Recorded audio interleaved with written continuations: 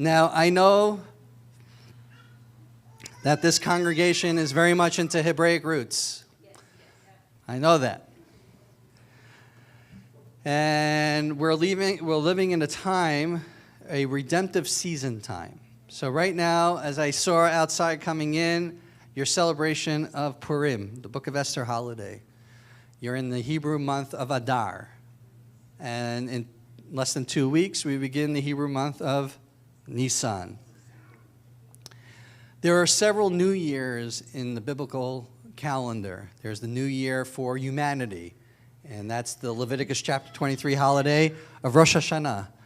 Normally you said the Jewish New Year. It's not a Jewish New Year, it's humanity's New Year.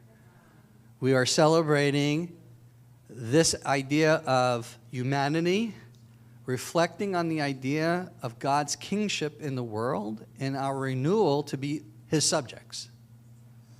That is the understanding of the Jewish New Year. The Day of Atonement is the universal holiday for the world to see if nations are acting in accordance with God's will.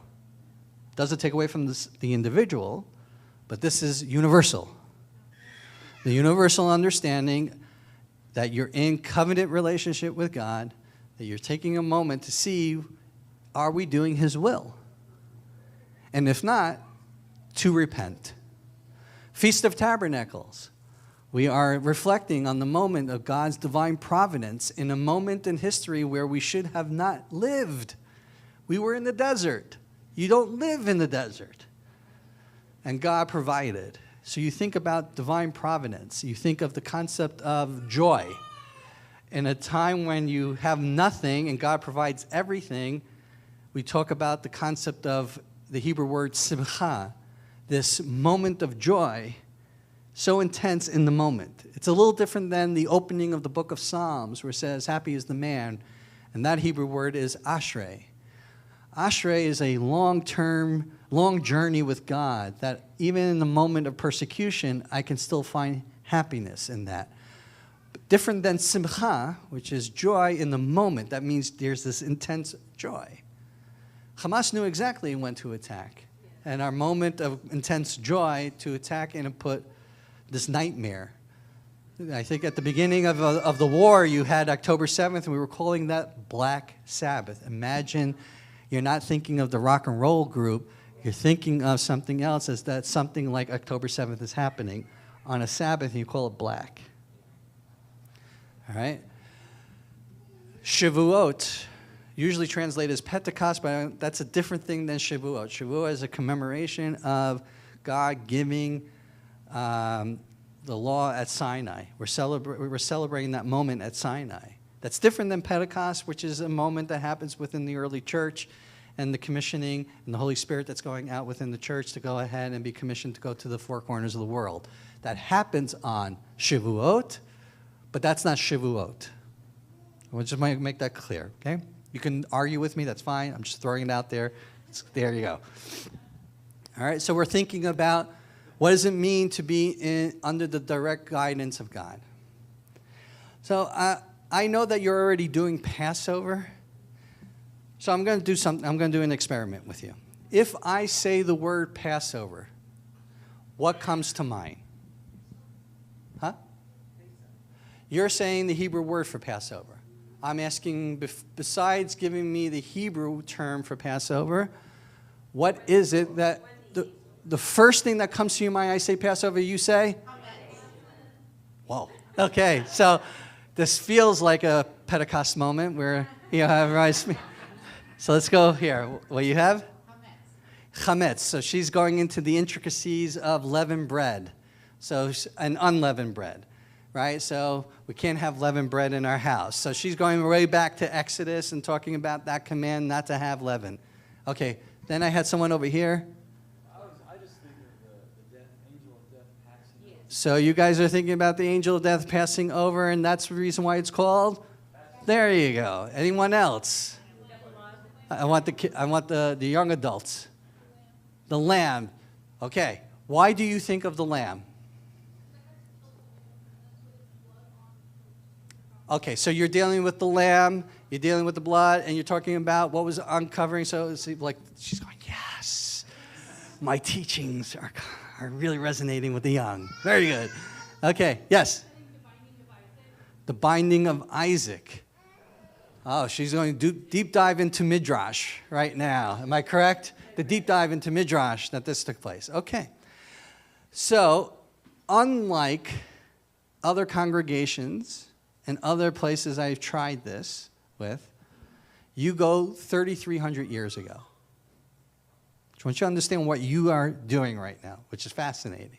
Because last night I was doing this exact Bible study, and the first thing they think of is Jesus as the lamb, the blood, and they're dealing with the Last Supper.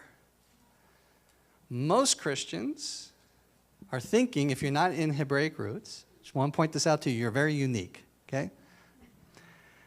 Most are going 2,000 years ago, and you have gone 3,300 years ago. And I'm going to tell you why you are going through 3,300 years ago, and why most Christians outside of your circles are going 2,000 years ago. Want to learn why? Yes. Okay, here he goes. I'm going to give you 5 points on a map to help unearth what just happened in this room. Number 1, we have to think about memory. Okay? There is no Bible Hebrew word for history. If I would ask an Israeli, tell me what history is in Hebrew, you will say, historia.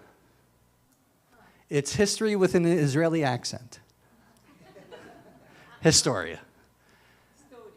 How can that be? And the answer is, we don't think in history, we think in memory. The closest word to history is zecher, to remember. Right? This is for people who grew up within the Jewish tradition.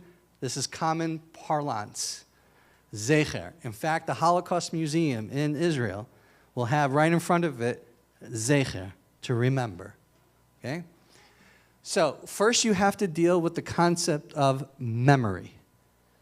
And the reason why is because we get to the second point into the map of Passover called identity.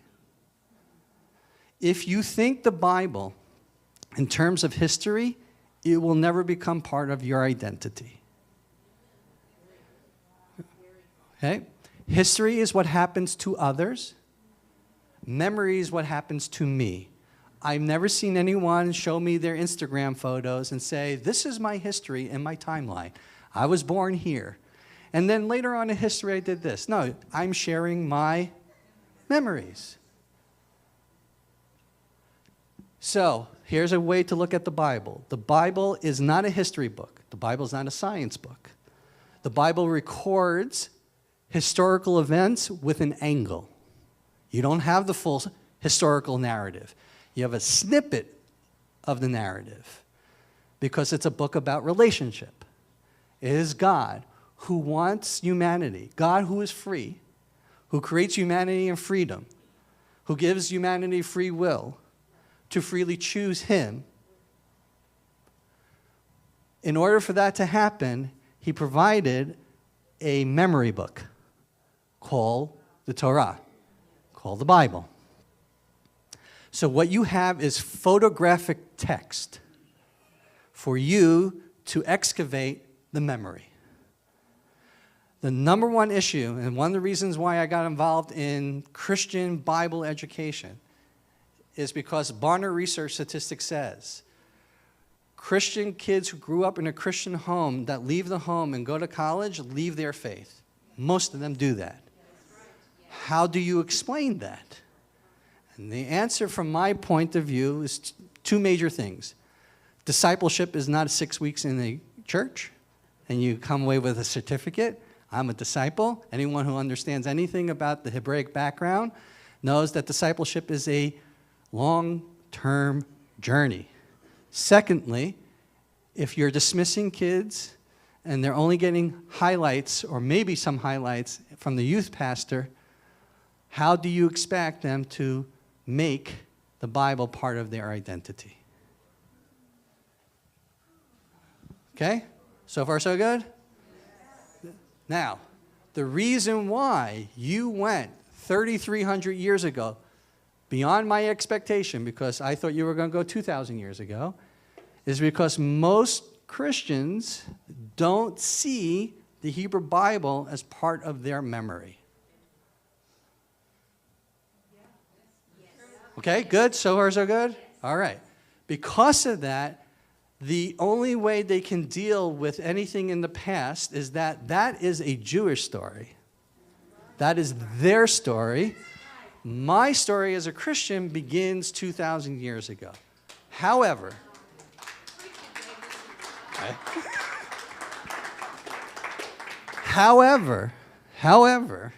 if a Christian truly believes they're grafted into the covenantal experience with the Jewish people, as stated in Romans chapter 11, 9, 10, and 11, then the stories of the Bible and the Hebrew Bible are part of the memory of a believer in the God of Abraham, Isaac, and Jacob. Okay. I am glad this is not ending up like an episode in the New Testament that I get chased out. Okay? Okay. So we covered memory. We covered identity. Now, that's not it.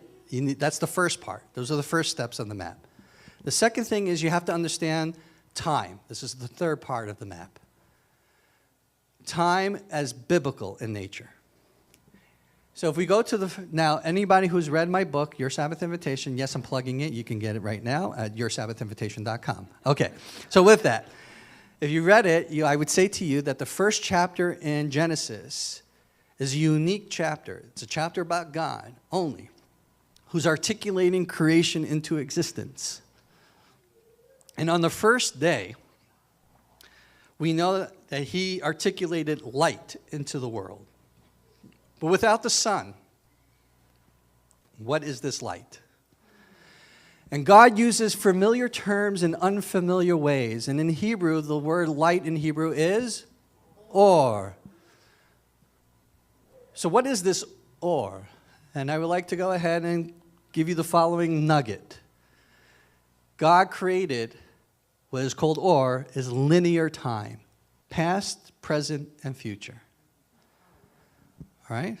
That's where time was articulated into existence. That means past, present, and future, from a biblical point of view, is a divine construct.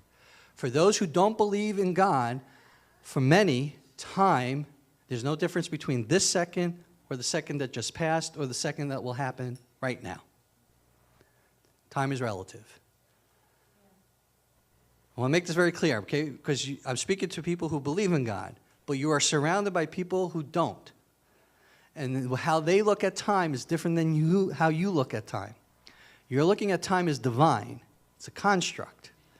I can't understand past, present, and future if I don't believe there's truly a past, truly a present, and truly a future. So for people who are in Christian circles who are born again, how can you be born again if you don't have a past, you don't have a present, and you don't have a future? You can't be born again. Doesn't make any sense, right? You can't say die to self. This I learned in Oral Roberts University. I didn't understand die to self. That really got me for 6 weeks. I did there's no Jewish concept around die to self, but fine. Die to self. Your new self. That means you can't bring your old self to your new self. So your old self is past. Your new self is in the present and for the future with God. So you have, in order for all these concepts to work, you have to truly believe in the past, present, and future. Okay? In God's grace and mercy and compassion, knowing full well that the whole purpose for this world was going to have humanity in it, and God is waiting patiently for humanity to freely choose him and say yes. He knows that sometimes, or many times, humanity will say no. But if there's ever a moment where you're just willing to turn to God for a minute and just say yes, the believer should never think that the past is so overwhelming there is no future with God. So therefore, what? Go ahead. A believer who's trying to return to God should never feel that their past is so overwhelming there's no future with God. So you're all saying yes, but I'm letting you know if that only works if you believe in God and that time is divine and there's truly a past, truly a present, truly a future. Okay, so that is what happened on the first day of creation. On the fourth day of creation, I know you guys know this already, so it's going to be a little bit of a review. What was the purpose of the sun, the purpose of the moon, the stars, and everything else? It was for the Mo'adim. See that? I know you know that. Okay? It's not for light or to study, the science of the galaxies and stuff like that. It's for the appointed seasons. Everything that happens in Leviticus chapter 23 is all about the Mo'adim. As I said to you before, you have to at least have every year the ability to think about the big things. Rosh Hashanah, the Jewish New Year, is about kingship and our renewal that we are subjects under the king with a capital K. Okay? And then, Day of Atonement. What does it mean to be under God and following his directives? And are we truly doing that? Or are we out of whack or out of sync and do we need to get back? These are the reflective moments. And I'm thinking about Passover, I'm thinking about freedom. That is ultimately what it is. What is freedom? And every single year when I'm celebrating Passover, I have to think about that. So much so that I am not thinking this has happened to my ancestors. Passover means I am a slave now. I taste the bitterness of slavery, and I am now savoring the moment of freedom. It's not the history of my ancestors. It's me. It's me now. That's what I'm doing in the evening of Passover. So I'm taking something that happens in the past, living in the present for the future of God's kingdom. Okay? All I'm doing is explaining what happened when I asked you the question, what do you think about Passover? And you gave me all the answers. That's all I'm doing right now. Okay? That's all I'm doing. Just helping you understand how you, with the help of the leadership here, how you were able to get to 3,300 years ago. Because you're looking at that story that applies to your memory and identity, and you're thinking about the big thing of time and the concept of Festival of Freedom. Let's deal with freedom. Fourth thing. So far, so good? Yes. Okay. I'm not violating the 12th commandment, thou shalt not bore you? No. Okay, good. Okay, here we go. What is freedom? Most people in today's society feel that freedom is the ability to do whatever I want. And you're like, no. Well, that's what people are saying. And is there an episode in the Bible, very early on the Bible, when people thought freedom means to do whatever you want? And the answer is, yeah, Noah. And what happened? There was an ark. We know that story. But there was a reboot in humanity, in essence. Because when you are thinking of freedom in the context of you think of the rest of everybody else in the kingdom of humanity as transactional. How do you benefit me? So it's self-centered.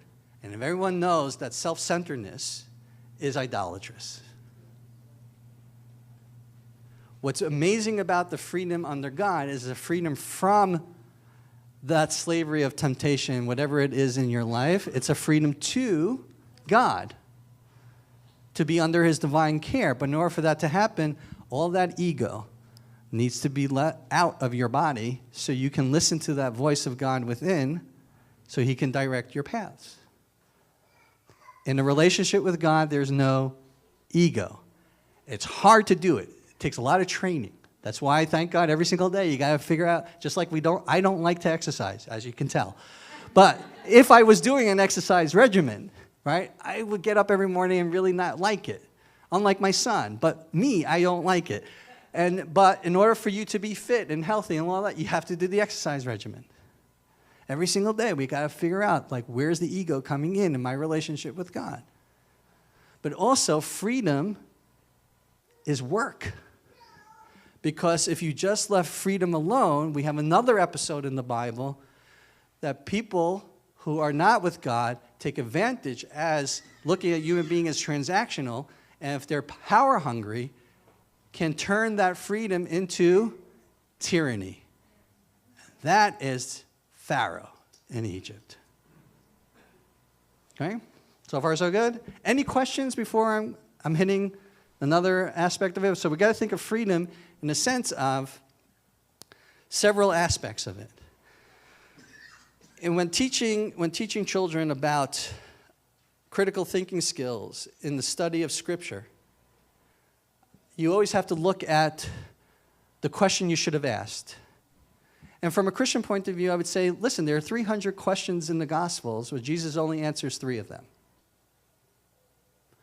Isn't the question more important than the answer? Isn't that we have to teach our children the art of the question?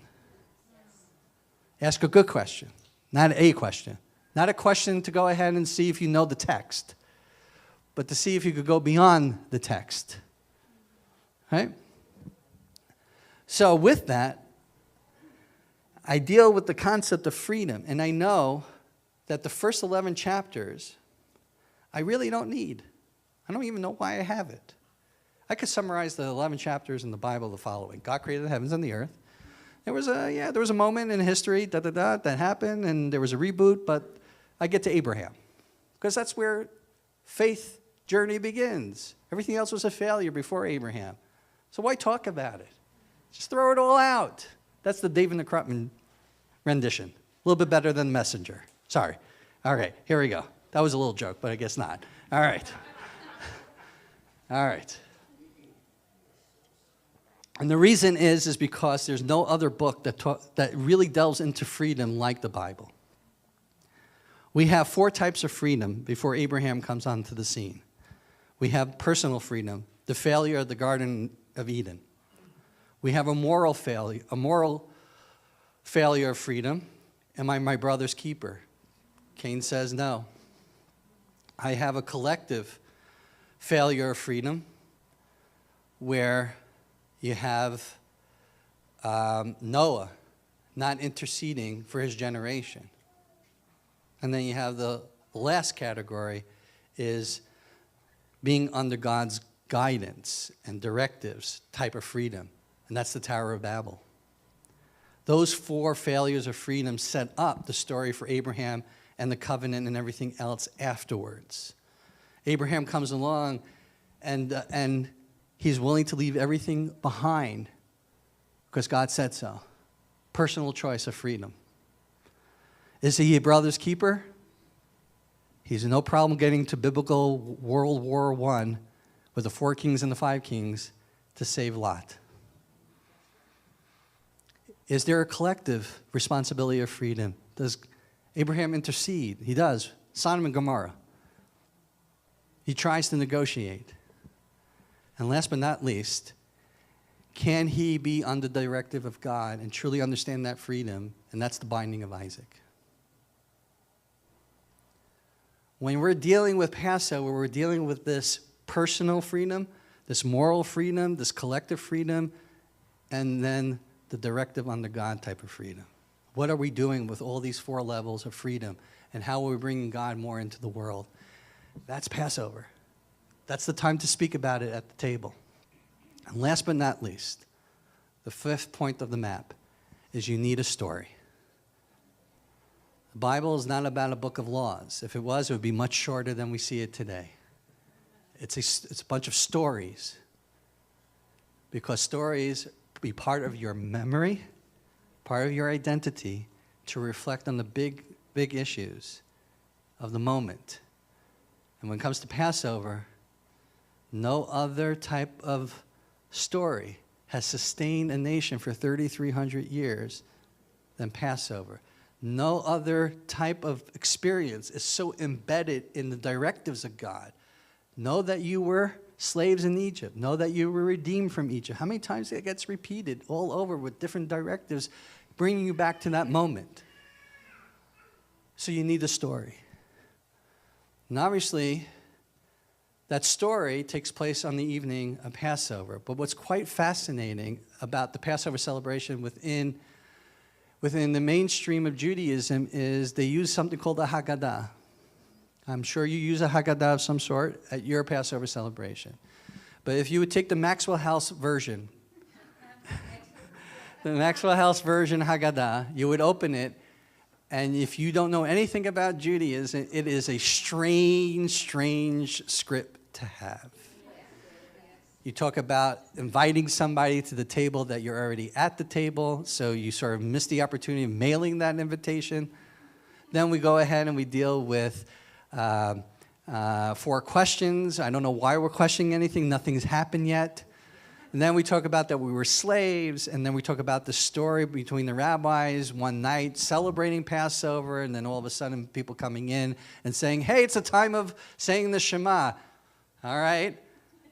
And then we take some verses and we amplify those verses to say, no, it's not 10 plagues, it's a lot more than that. 250, whatever it is. Okay? So, and then we have the Psalm. It's a weird script.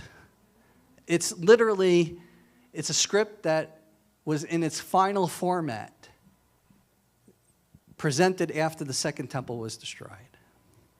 It's a lot of code for us to have a conversation at the table for a story that we already know. Okay, so for Jews who know this experience for 3,300 years, whatever generation it is, we're coming in with the knowledge of the entire story.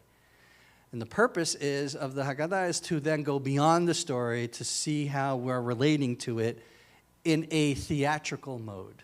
If anyone saw the Sebastian Maniscalco video of him as an Italian who's married to his Jewish wife, going to his first Passover, and all of a sudden we're sitting down, he says the following, what is this reading material? Oh, we're handing out pamphlets. Pamphlets? I thought this was a Passover meal. Yeah, we're going to get there in 2 hours. 2 hours?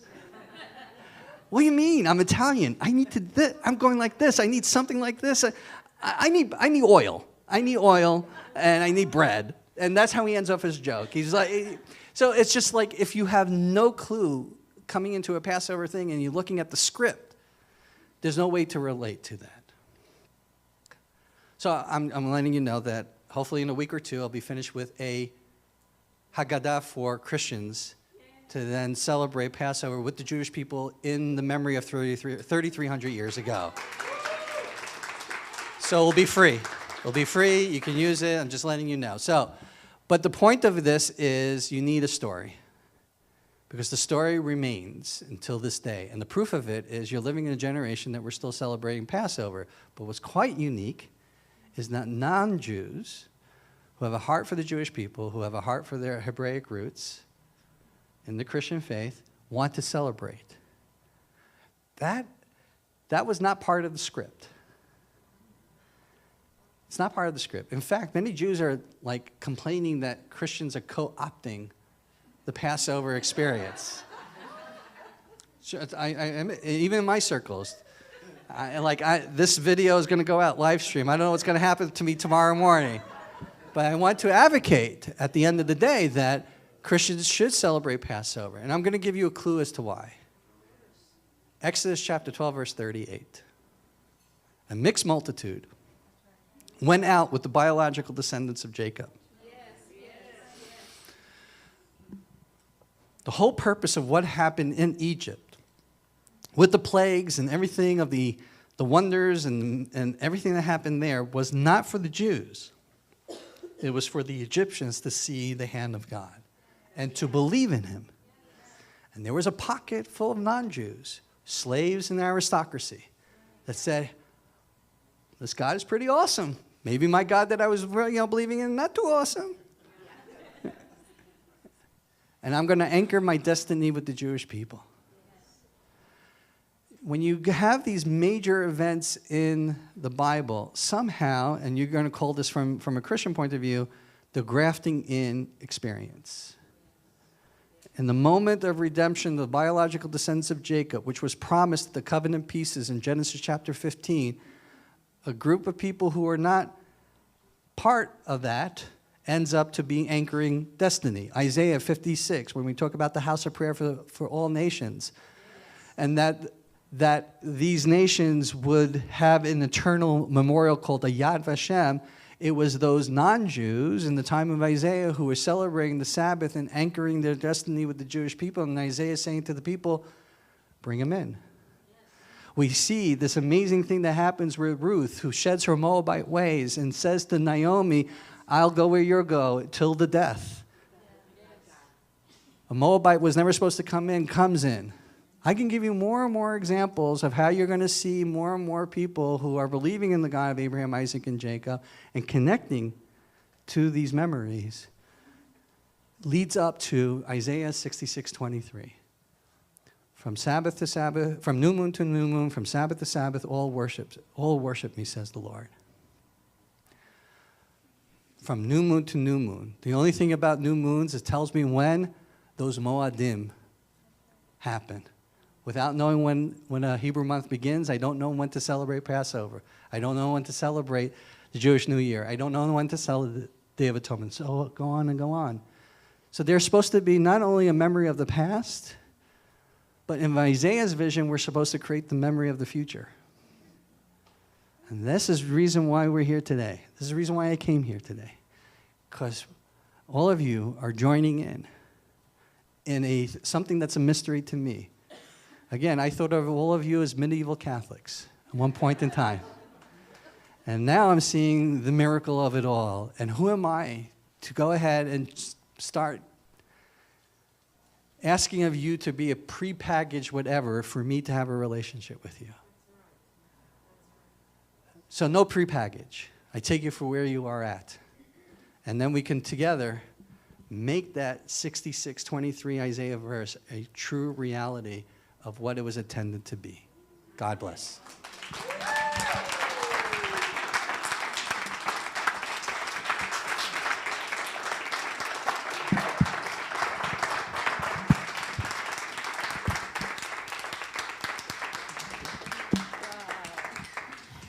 Wow, I hope my heart is full. Your heart is full. Did we need this before Passover? When are you coming back again?